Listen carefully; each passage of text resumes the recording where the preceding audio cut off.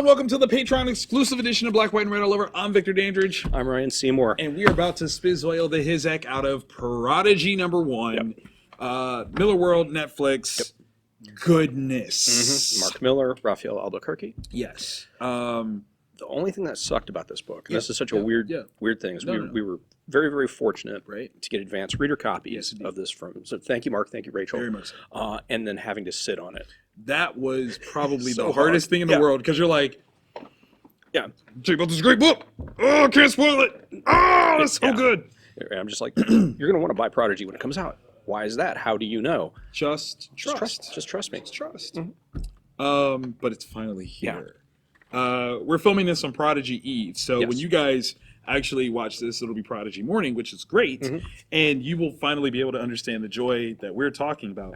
But before that happens, we're going to get this out of our system and geek out as hardcore as we possibly can. Because the dude, this is going to be something on Netflix. Yes. The dude that gets the role of Edison Crane is going to be a household name. I honestly changing believe the that. game. Like, gonna change the game. It's gonna be amazing.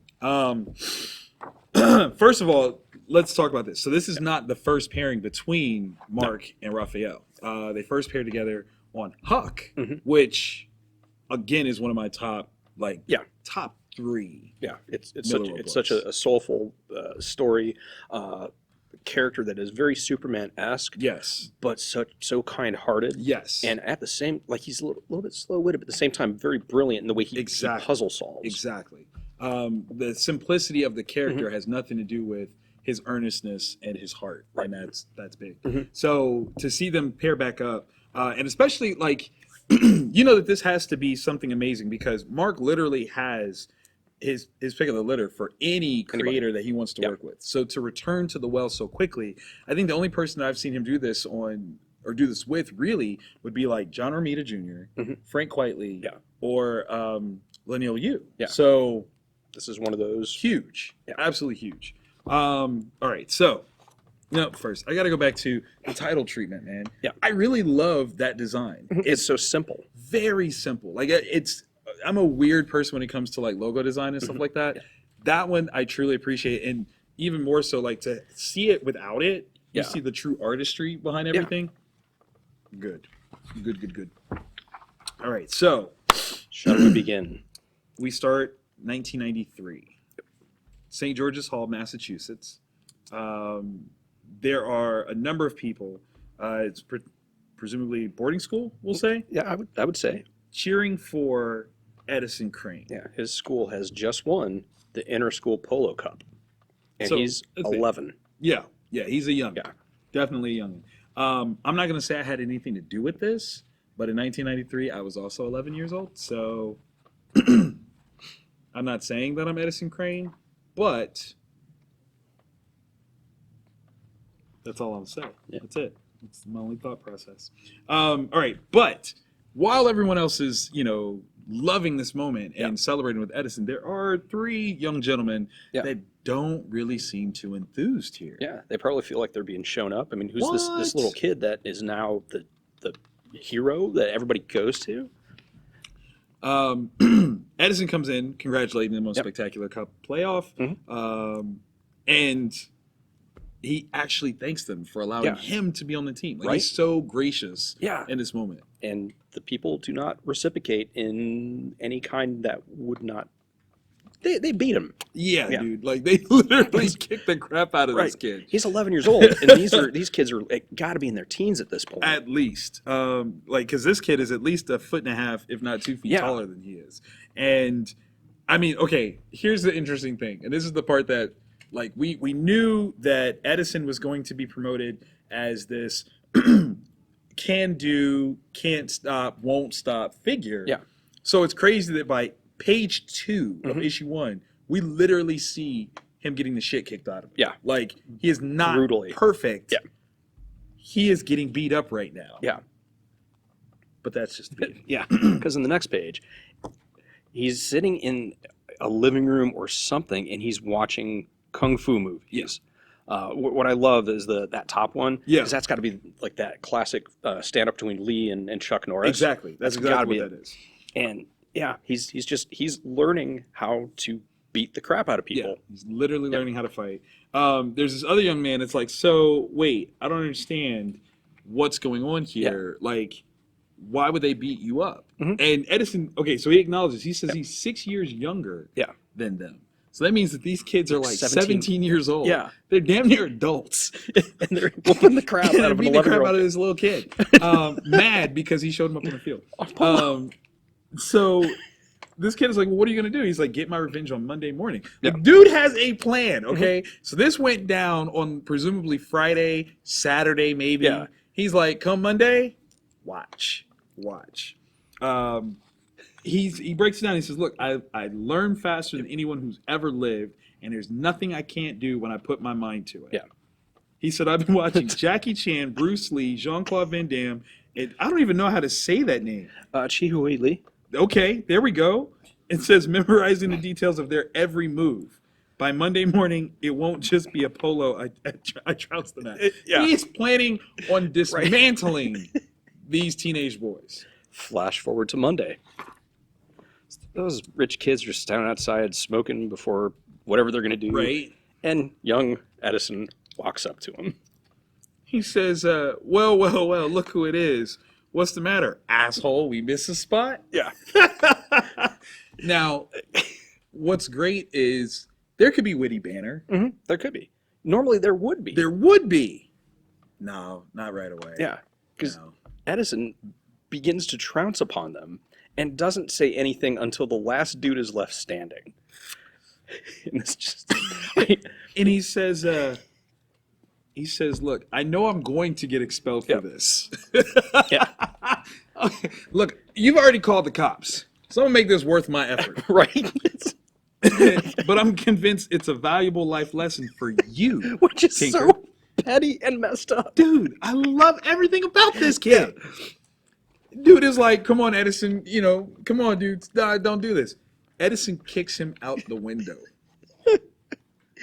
And then just nonchalantly, if anybody's looking for me, I'll be packing my things.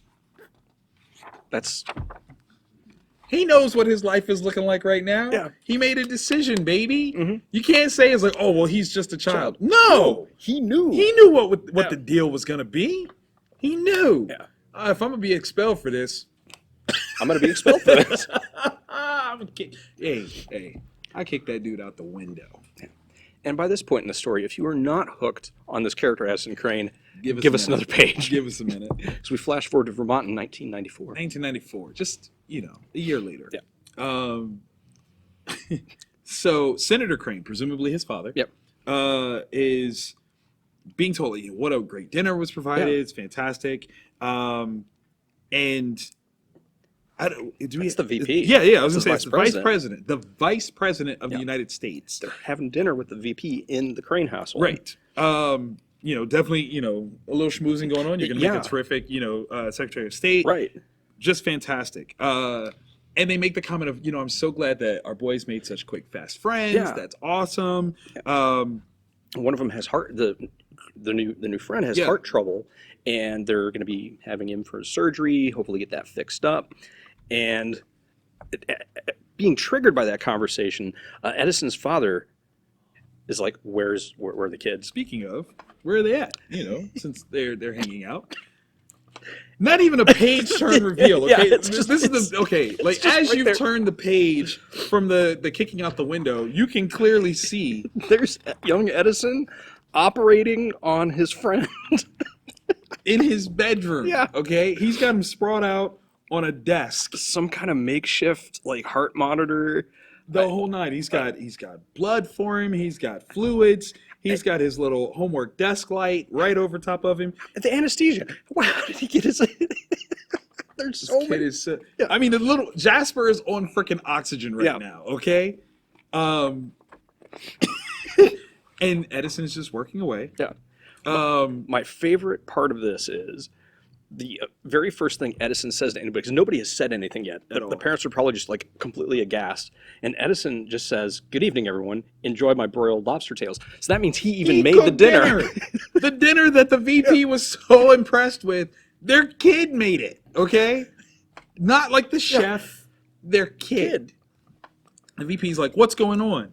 He says, just closing up your son's pericardium, and then I'm ready for the sternal wires. This is the trickiest part of the entire procedure, so I'd appreciate a little silence if you don't mind. The mother, Jasper's mother, is all she can say, Jesus Christ. Like, she's immediately in tears. And she's clearly like, this boy has killed my son. Yeah. Clearly. And he says, don't worry, ma'am. I'll have him back on his feet in no time. Yeah. Like, this is nothing to him. Yeah. This is absolutely nothing. Yeah. That's great. Okay, so insider baseball. Mm-hmm. Having spoken with Mark about this, Mark said that he originally had planned, and for the sake of storytelling speed and all that, he chose not to, but to have Edison looking up this operation during dinner. Like, he didn't know how to do it. Yeah. He was looking it up during dinner, like as they had talked about what it was. He's like, oh, really? Oh, I'll see how to do that. Hey, you ever play doctor? You wanna? Yeah. You wanna play doctor? Let's do this. Come on, we can play doctor. Yeah. Edison's not the kid that you want to play certain games with because he literally means it. Yeah. Give him a minute and he can do it. Like, playing doctor sounds frisky. Right. Playing doctor with Crane is more like, no, we'll get that gallbladder out. Right, and you're like, wait, I don't count backwards from 10. Lobster tail. 10. So then we go Arizona this morning. Yeah. Fast forward a few years. We see grown Edison sitting at a desk, multiple holographic projections of chessboards, let alone whatever else he's doing. Because there's other touch screens up. He's doing other computations and plans. There's all the papers on his, but they're like super organized on his desk. Yeah. Like, it's not a messy endeavor, but it's just a lot. We also see the World Chess Championship in Austria. Yeah, because he's playing virtually against them. So at the same time, this is the killer part. Yeah. We also see Lincoln Labs, New Mexico. Okay, mind you, so he's in Arizona. Yeah. Lincoln Labs in New Mexico, and the World Chess Championship in Austria. Yeah.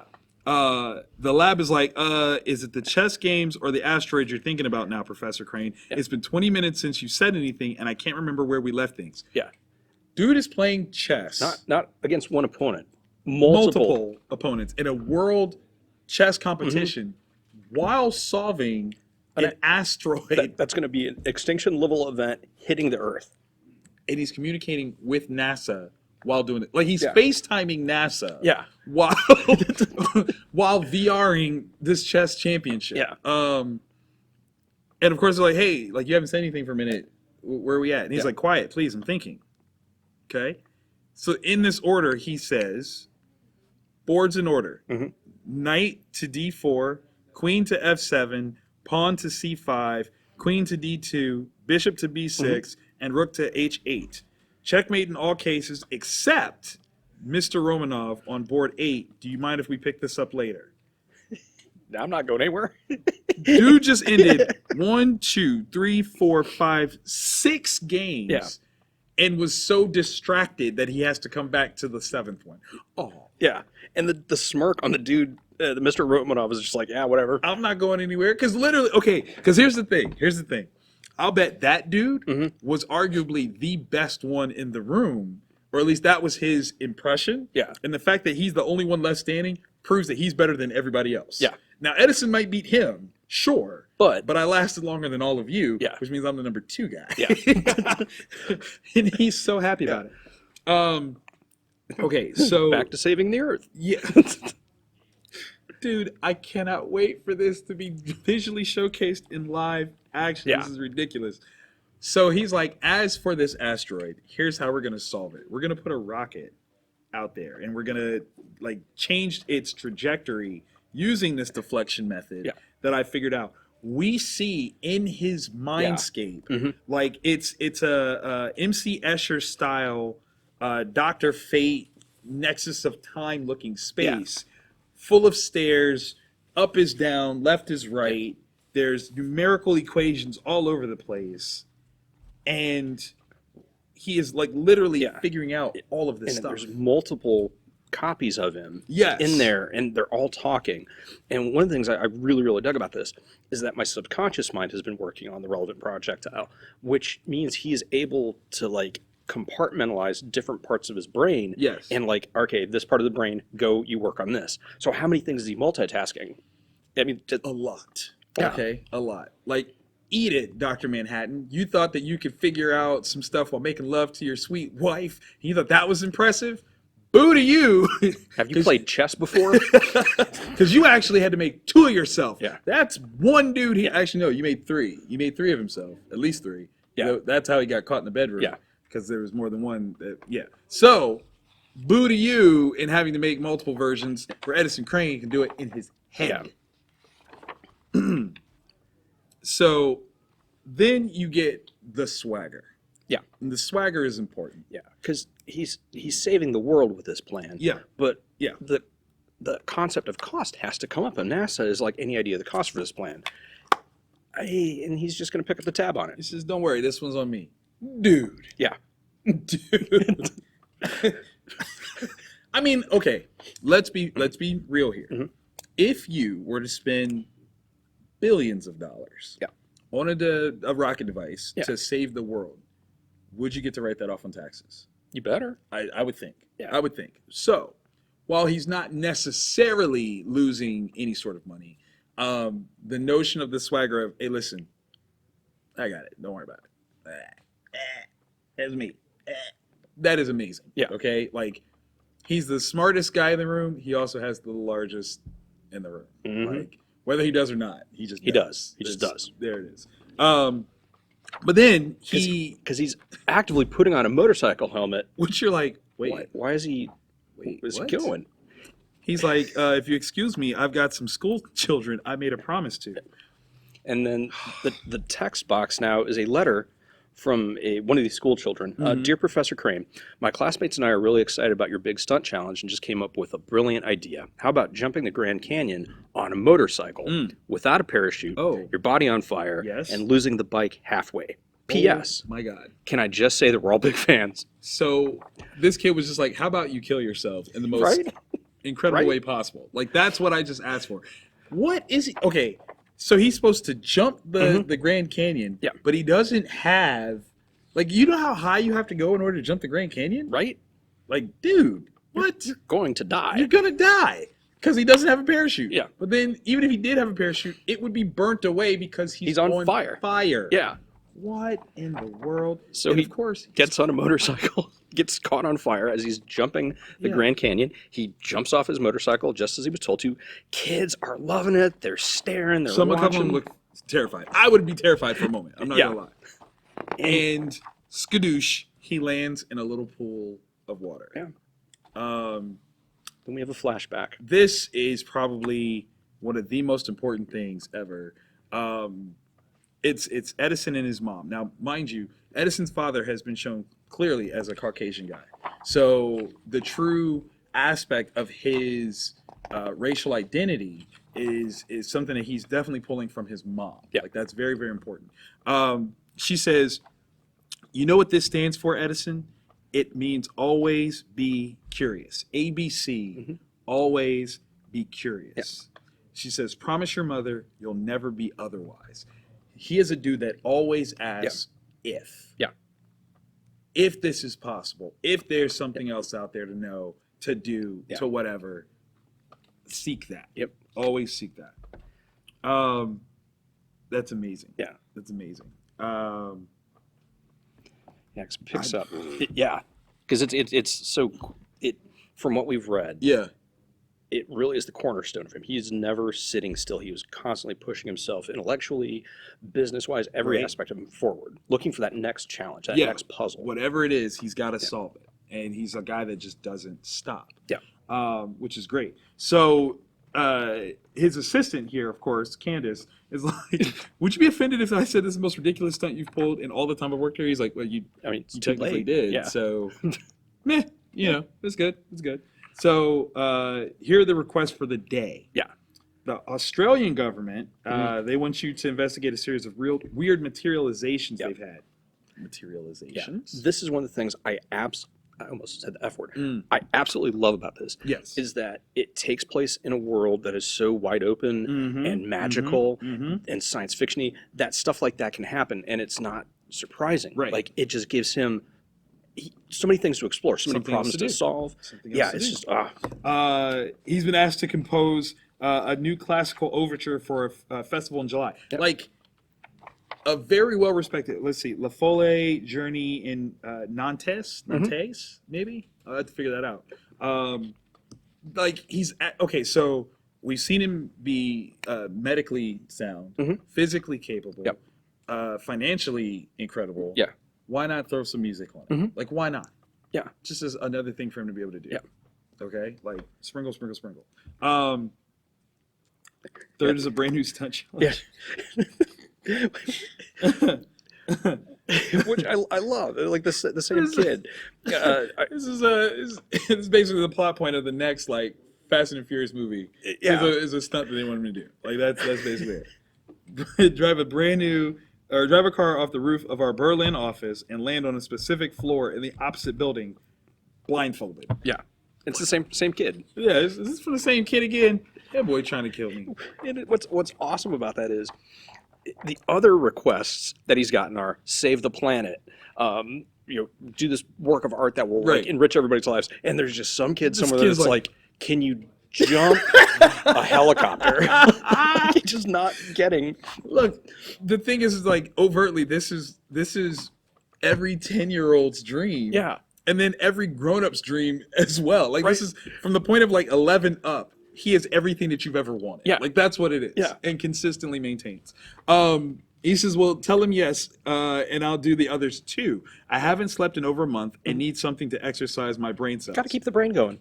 What? Got to keep the brain going. What? But like, imagine that your brain is going all the time with all these different puzzles and things, and you can't sleep. Like you just got to keep going. He's got to keep moving. So yeah, he says, I've written 3 plays, designed a new telecommunication system, and invented a polymer that keeps food fresh for a century. So he's just solved world hunger. You may have put certain businesses out of business, but at the same time, I'm sure he's developed another way to account for them as well. Yep. Like he also grew the company by 30%. But I'll slit my wrist if I have to look at another spreadsheet. Excel is the worst. He's like, Excel is the worst. I just, come on, like help me, help you. This is ridiculous. So this whole time, it's been a love letter to why you should love Edison Crane. Yeah. But now we get to that world, this world that has an Edison Crane in it, and it's kind of crazy. Okay, so Australia, right, which has already been like these weird manifestations. Yep. It's weird. There's a couple walking down the street, and they're holding hands. It's very sweet. Yeah. And all of a sudden, the guy. Yeah, he's not feeling too good. God, what's wrong? I don't know. My chest. It feels a little. And maybe it's a car. It looks like a car-ish thing. Kind of materializes right where he was standing. Literally bursts out of him. Yeah, bones and skin and just. Yeah. It's not a good look for dude. I don't think he's coming back from that. No. I think he's done. And then like there's another bunch of them. Yeah. That have appeared, right? All these vehicles, and the trunk opens up, or the door opens up, and inside are the charred remains of what are clearly lab animals. Yeah, is that like, are these test things, or like, are they putting them into our world to see if they can survive like the monkeys and we used to shoot up into space? Like, can you breathe up there? Yeah. All right, so he's like mice, rabbits, rats, canaries, hundreds of them, all burnt to a crisp. And they're like, are these the cars they arrived in? And they're like, yeah, we got to get them to America just to get some privacy because, only Americans are crazy enough to have like a lockdown facility that you would take something like this to and be like, no one else gets in here. But it also fits because that means all the other wacky stuff like Hangar 18 stuff is real in this universe. That's right. That's right. So it's like, okay, models that never existed, registrations that make no sense. There are states on these license plates none of us have ever heard of. But that's not the weirdest thing. Wait, what do you mean? Yeah. Why is that not the weirdest thing? States that you've never heard of? That's pretty weird to me. Yeah, thanks. Page turn. Now here's a page turn reveal. There are 2 spaceships that are phased together. Yeah. Like they were in different planes and accidentally crossed and then solidified in our world. Yeah. And they've got people that were on them from that other place. Yeah. Yeah. I love the line. Who would have guessed E.T. would be Caucasian? It's some white people stuff. I mean, like, It's too funny. But of course, he's like, look, they aren't extraterrestrial, ma'am. They've traveled here from a parallel Earth, and what we saw in those cages were their animal trials. These pilots, I suspect, are the first of many. yeah. All this means is that there's an invasion coming. Right. So the meta plot is now there. Dude. Okay. Where doesn't this guy go? Right. All right. So here's the thing. I want to dress like Edison Crane. That's what I'm saying. Because like his style is on sexy. point. This is sexy mama jamma. Singapore. His father clearly is someone who he's had an issue with. Yeah. So like we had the flashback scene with his mother, and it was like really sweet and kind of like was nurturing. This is whatever the exact opposite of that is. Completely.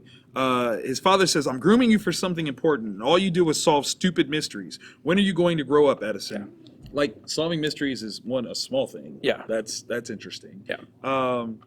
And Edison very succinctly, in the most Reed Richards friendly way possible, says, when the world becomes less curious, Dad. Yeah. Because his mother said, always be curious. Yeah. And his dad, as a smart aleck, well, I refuse to throw good money after bad, and chucks him $1 coin. Yep. It says that's his inheritance. He says, I'll turn it into $1 billion by the end of the year. I believe him. That's how you say, screw you. Yeah. Like, you just live better. Boom. I don't have to be petty towards you. Just know that, hey, thanks for this $1. I'm going to be all right. Yeah. Like, he possibly took that $1 billion. And that's why he gave it away, because he's like, oh, that's the $1 billion from my dad. Yeah. U.S. government can have it back. They can have that back. It's cool. It's not a problem. So my dad picked up. I'm a jerk of a dad. Picked up the tab. Don't worry about it. All right. So in the office, all of a sudden we become aware that the 2 assistants that were with him are suddenly on the floor. Yeah. He's not moving though. Like he's not surprised alarmed or anything. Just like. And there's a woman with a small pistol says, "Don't worry. They've just been tranquilized. Yep. I couldn't risk making a formal appointment." So this must be super, super tippy top secret. He says, I hope there's a good explanation for all this. Mm-hmm. Sits down. Is it? Right? We've got Agent Rachel Strax, CIA agent. So that lets you know tippy top conspiracy theory stuff. Yep. And says that she's here to let him know that you're on point with this invasion theory, but you can't trust the authorities because half of them are in on it. So let's sprinkle some X-Files on it. Like, oh my gosh, yeah, there's so much. This is good stuff. Oh yeah. Keeps going. It says it's part of a plan by the worst people alive, an ancient prophecy hidden in the Kremlin library. Interested in hearing more? She has bought 5 minutes of his time. It may be more than that. Yeah. I mean, because like he said, as long as the world's not uncurious, he's all about it. Yeah. So his only response is, Roland, this is Professor Crane. Cancel my meetings for the rest of the week. Booyah, baby! That's an intro. Yes. Any questions? Is this not an adventure that you want to continue on? If it's not, you're crazy. You don't like stuff? Like, all this, like, what isn't in this book? Yeah. It's funny, it's action, it's smart, it's challenging. Yeah. Like, this is, okay. And it's the books, when that scene where he's talking to his dad. Yeah. If you read the spines of the books, there's like big stuff, but there's also Loch Ness Monster. So it's like nothing is off limits to him. There is nothing small or big. If you can be curious about it, do it. Yeah. Explore it. Let's find out what is possible. Because the only thing that's not possible is what you don't ask about. Right. That's it. Yeah. Oh my gosh, such a good combo. Like archetypes, Sherlock Holmes, Buckaroo Banzai. Yeah, it's just, it's so good. And like, I want to know who they're like. I really, really honestly, and I think I said this. I may have said this in this also, but also in the other YouTube. Like whoever gets the role of Edison Crane is set, because this is going to be so household name, over the top awesome. Literally, dude, this might be responsible for young black boys wearing suits to school for no other reason than because they can. Yeah. Because they now have someone that says, this looks good, and it's okay. Like, you're not weird, you're not odd, you're not acting like something else to do it. You are just living your best life. Yeah. that's the coolest thing possible. Yeah. Clearly, he's no punk. He's no slouch. He can be whatever he wants to be. Yeah, and this is his choice. Boom. That's the beauty of Prodigy. It's encouraging young black men specifically to be their best selves at all times. Yeah. Always be curious. Don't ever look at life and say that it has to be what limited things society has given you, your neighborhood has given you, your parents have given you. Think bigger and then go get it. Yeah. Be Edison Crane. This is so good. Edison Crane. Such a good book. Yeah. If you don't get this, don't worry about it. I'm gonna get it. I'm gonna get all the copies. Yeah. Literally, I would do that actually. How many copies do you have? I might buy a bunch of them and just pass them out at schools. We have a bunch. I'm gonna do that. Like I ordered a few. That's gonna be some schools are getting some good stuff post Christmas, and it's called Prodigy. Like that's happening. Done deal. Done deal. Yep. As always, guys, thank you so very much for being our Patreon members. We thoroughly appreciate it. Muchas gracias. Again, with the holidays being upon us, it wouldn't be so bad if you guys wanted to give the gift of Patreon to some others. If you know some people that might enjoy what we do with the talkie and the comic booky goodness. We try to be entertaining. We do. Once a week. Do. At least once a week. Yeah. After this, I got to take a nap. I hibernate until next Tuesday. Yeah. It's very important to me. Yeah. I subsist on Mountain Dew and Haagen-Dazs. That's not bad. I should try that. It's pretty good. Okay. It's pretty All good. right. We'll try it. Yeah. Till next week, y'all. We'll see y'all. Bye.